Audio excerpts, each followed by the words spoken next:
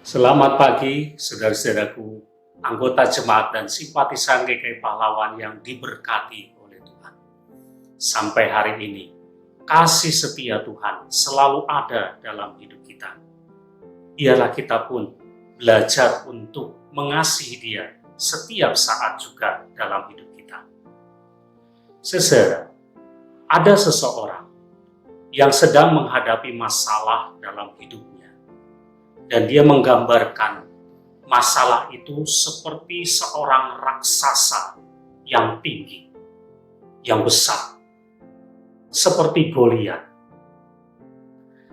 Ketika dia menghadapi masalah itu, kadang-kadang dia menjadi takut, khawatir, dia bingung, dia panik, bahkan dia melarikan diri dari masalah yang dihadapinya.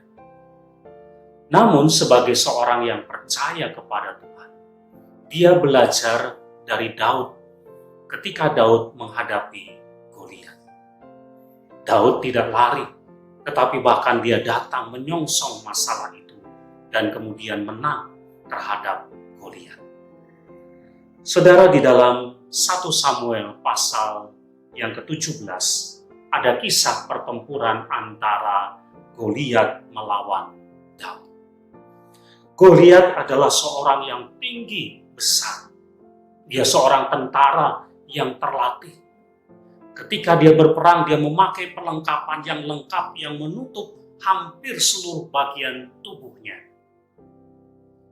Tidak ada seorang pun yang bisa menang melawan dia. Sementara Daud adalah seorang penggembala yang tidak terlatih untuk berperang, yang dianggap lemah dan terbatas. Tetapi kemudian Daud datangi Goliat itu, dan kemudian dia bisa mengalahkan Goliat hanya dengan senjata sebuah umban. Yang menjadi pertanyaan adalah, apa yang membuat Daud bisa menang melawan Goliat? Jawabnya adalah karena Daud mendatangi masalah itu, mendatangi Goliat bersama dengan Tuhan. Jadi kemenangan Daud itu bukan karena umban, tetapi kemenangan Daud itu terjadi karena dia bersama dengan Tuhan.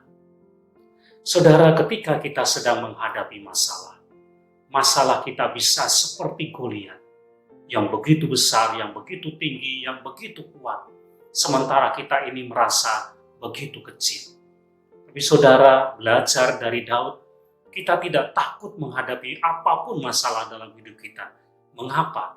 Karena kita punya Tuhan. Kita mendatangi masalah itu bersama dengan Tuhan. Dan kita yakin, kalau kita menghadapi masalah seperti Daud menghadapi Goliat, kita pasti akan menang. Bukan karena kita hebat, bukan karena kita pintar, bukan karena apa-apa, tetapi semata-mata karena ada Tuhan dalam hidup kita. Jadilah pemenang terhadap masalah-masalah dalam hidup kita. Amin.